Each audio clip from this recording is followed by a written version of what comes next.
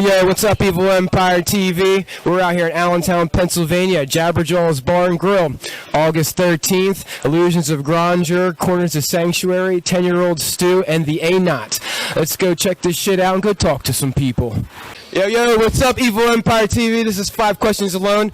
I'm here with the fucking siren from Illusions of Grandeur. I'm here with CM from Illusions of Grandeur. I'm here with Demios, the Executioner from Illusions of Grandeur.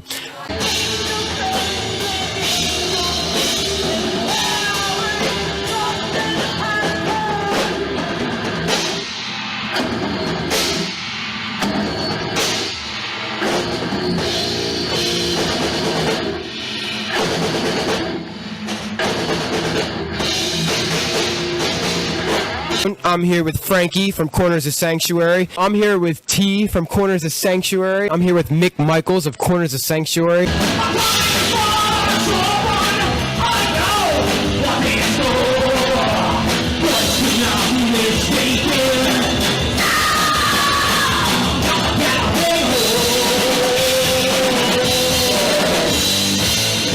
I'm here with Josh from 10-Year-Old Stu and Seglock. I'm here with Jason Staffer of 10-Year-Old Stu.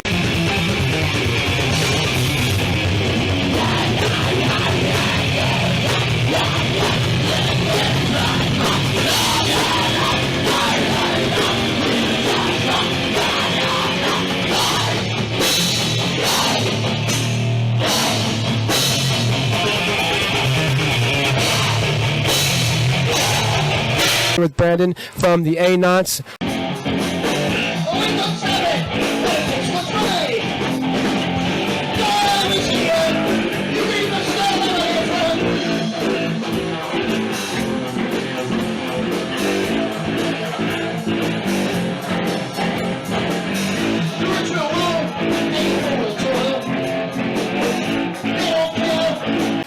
Who is the first band you've ever seen live? Live was Motley Crue and Whitesnake. Motley Crue and Whitesnake.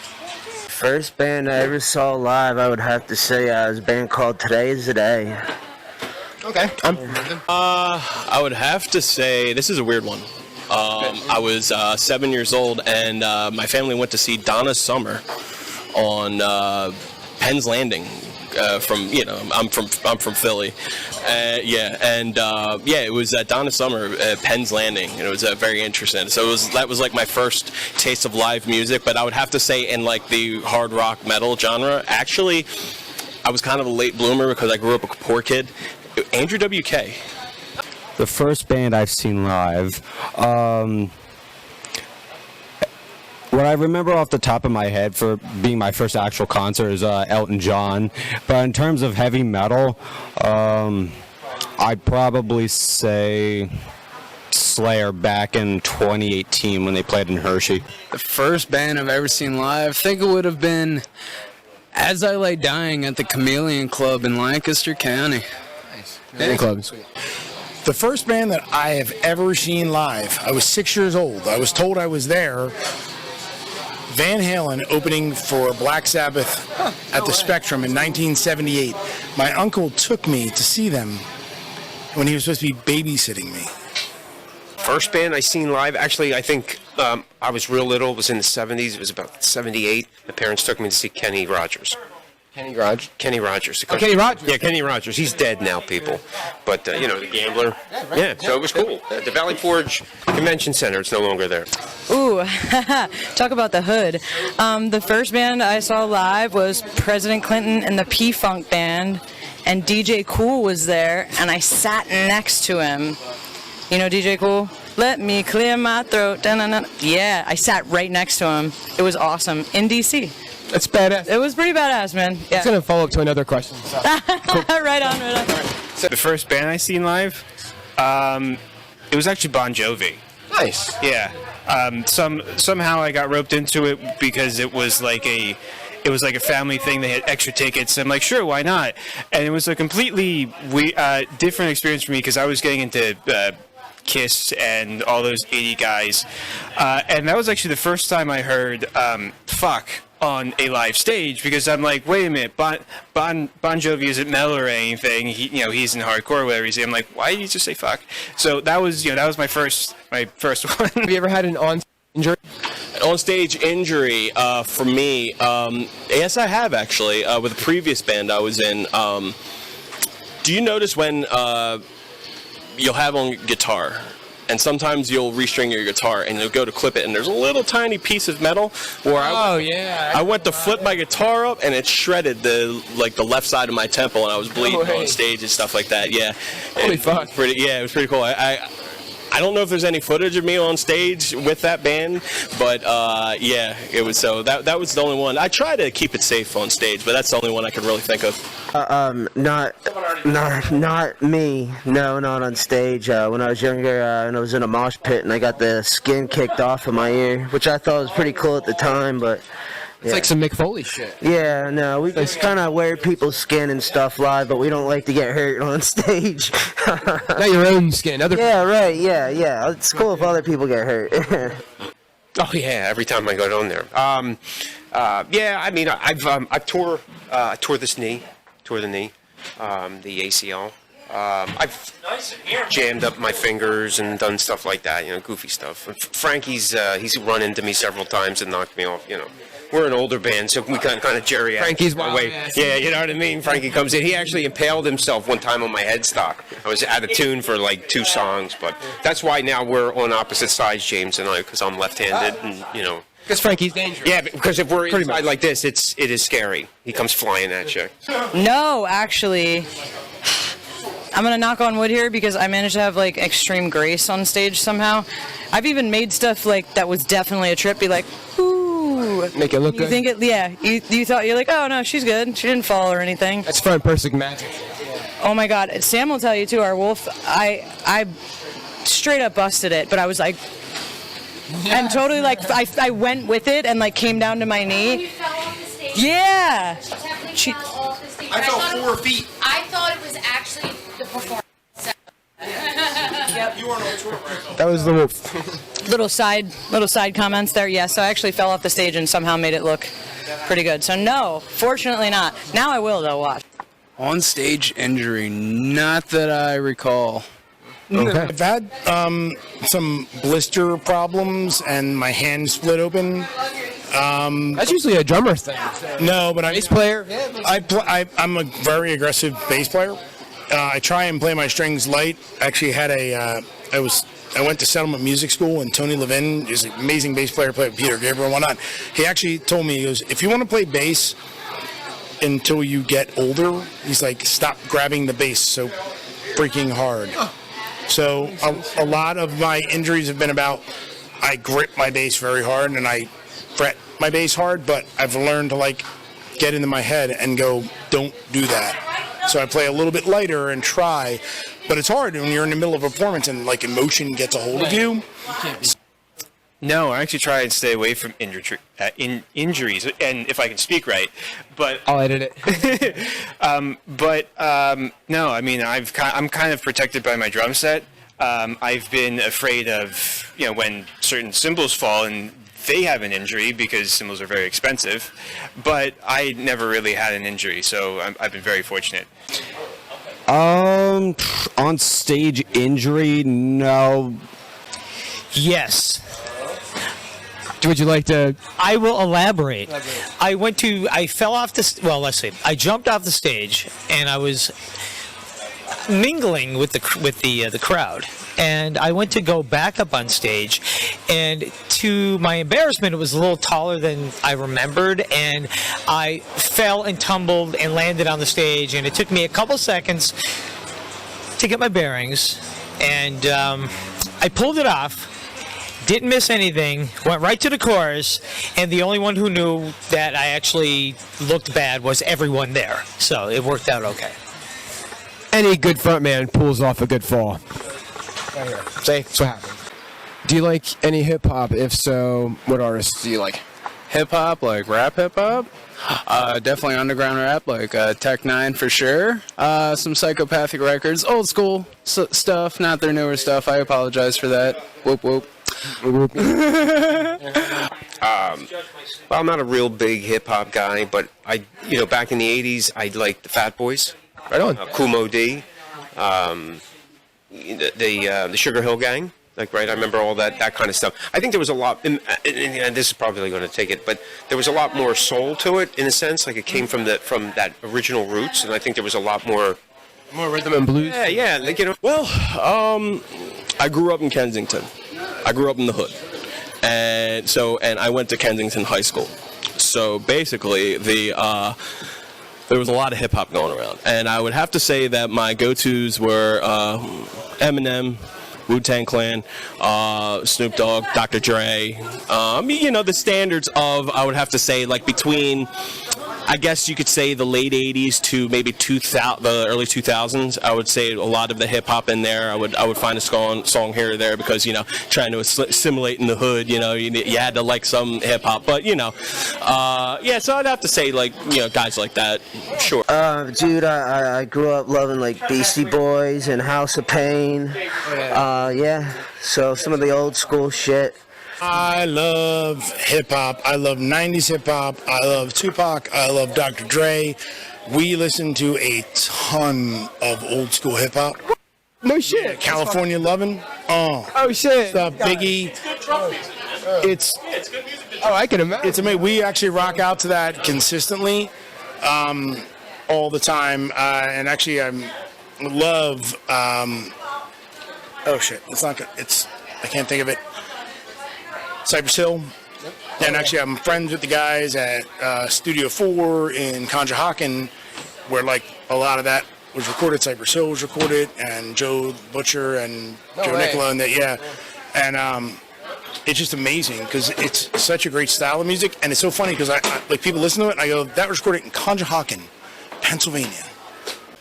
Not straight hip hop. I mean, I've listened to the first album of Rage Against the Machines. I think that's really, really cool. I know I listened to like one of the first albums of Korn, who was Linkin Park for like their first 2-3 albums was like a staple in my car. Oh my God, that's so funny that you brought this up. I just said this to somebody. So I'm from DC. So I grew up on like 90s hip hop, R&B, even some 80s. I don't know, like Public Enemy.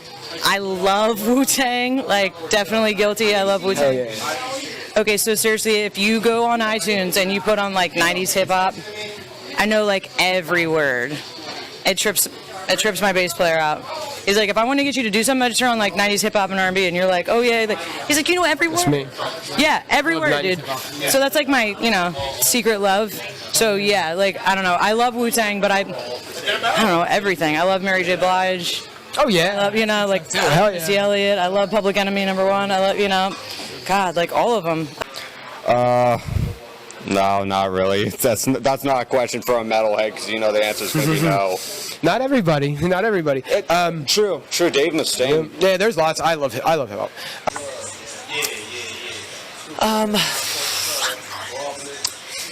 Actually, yeah, UTFO and the Timex Social Club. Oh, no shit. I think that's two artists I need to look 1985, by the way. Oh, it's old school. See, some of the old school. Very old school. I know what he's talking about. Roxanne. I go be your man. Oh shit. Do you have a bucket list venue you'd like to that you need to play? I want to play Red Rocks. Red Rocks, where's that at? I think it's in Colorado, right? Denver? Yeah, Denver, Colorado. Yeah, so I really want to play Red Rocks. Like the energy there, I just feel like would be so cool, and like the natural acoustics of it. So, I mean, I'm sure there's other places too. Like, who doesn't want to play Wembley? Who doesn't want to play Madison Square Gardens? I had a couple of Madison Square Gardens. Yeah, but like really for me, Red Rocks. Like, I want to get to Red Rocks. It's right on. So, bucket list to play. I wouldn't. I mean, it's local, but I wouldn't mind playing the Reverb in Reading. That'd be a nice spot. I've seen a few good metal bands there, and a few metal shows. So yeah, I would definitely like to play the Reverb at some point. That'd be sick. If only CBGB's was still open, but for stuff that's still open, I don't know. The Whiskey A Go Go has hosted some really killer bands.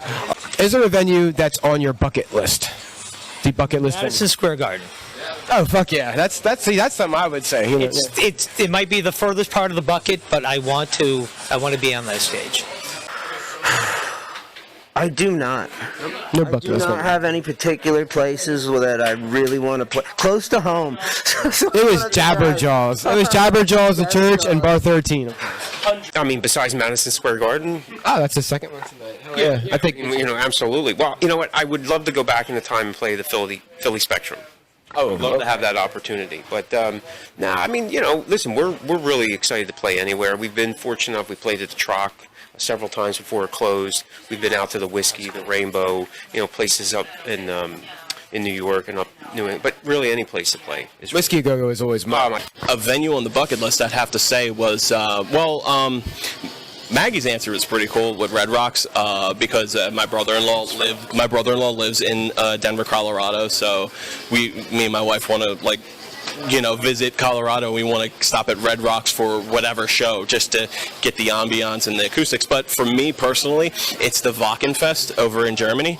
It like that Wacken, it's like the Air Force Base or something like that, like a German Air Force Base, and they have this 3-day festival. All these metal bands, you can name it, even the big ones like Maiden, Megadeth, Metallica, all of them. And it's just a 3-day festival of just all these bands and hundreds of thousands of people playing and stuff like that. So that was one of those overseas festivals. I would have to say Wacken is the one that sticks out. Close second would probably be Grass Pop, something like that. That's a good question because I actually played my bucket list one. It was the Trocadero in Philadelphia. They closed down 2-3 years ago before the pandemic. I played the main stage twice and then one of their balcony stages, but that was one of the venues I went to a lot when I was first getting into metal. So it was just kind of oh hey, I get to play on the Troc. Red Rocks.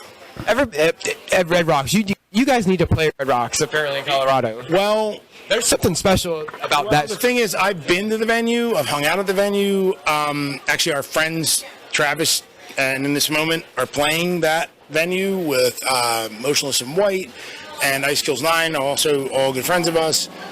And it's my dream venue. I think that from the moment I saw U2 Upon a Red Sky, that I'm getting the name wrong, but Red Rocks, and I've gone there and I've hiked there and hung out there, but I've never played there.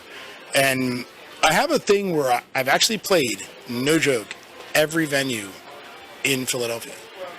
Is that right? From Grendel's Lair, J.C. Dobbs, I played at JFK. I played at the Spectrum before it was torn down. I played at the Comcast Center before it was renamed about 1,000 times. TLA? Got the TLA? Troc. TLA, yeah. TLA, actually, I played at with a band called Banyan, Stephen Perkins from Jane's Addiction. What song makes you happy? Happy, like a feel good song? The feeling. Well, it's kind of any joke-ish song from Ailstorm, and I know it's kind of Ailstorm? Okay. Yeah, because actually their new album is one thing's Party, and it's just they're at a point where it's like a big joke, which is fine, but they're still making bangers. But even some things from the earlier albums, and it's oh hey, that's that's a weird line that they say, and it's funny because it's all tongue in cheek, and I kind of have that weird English sense of humor, so anything kind of from Ailstorm that is just I don't give a shit thing.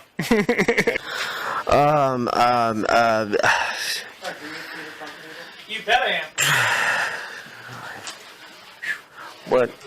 By Hanson. That has to be Mbop. Yeah, that comes on and brings back childhood memories. Believe it or not, it's Africa by Toto. That is actually a song.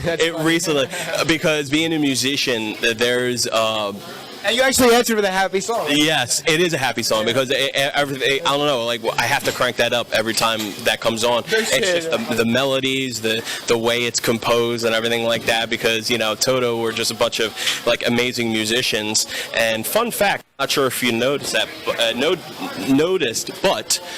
on Michael Jackson's Thriller, basically the whole band that played on that album was Toto. Is that right? It's Toto. It's basically Toto and Nile Rodgers. So yeah, so basically, yeah, they were like Michael Jackson's backup band for that studio. It was that and Nile Rodgers and of course Eddie Van Halen for the Beat It solo. But yeah. Oh, so, okay. Yeah, so Toto is low key pretty legendary musicians. Yeah, you know. But, there's a lot of stuff. All right. I'm gonna veer away from metal for a little. Anywhere. Oh yeah, this is all. I'm still standing by Elton John. What song makes me happy? Oh, that is a tough one. Seaside Rendezvous by Queen. Look it up. I don't have to look that up. I know that song. Nice. Oh, that's a tough one, man. All the 90s hip hop R&B, seriously. I don't know, because there's so many. Like, I love Slipknot, so a lot of times that makes me happy if I'm exercising, because I work out to that shit. It's amazing.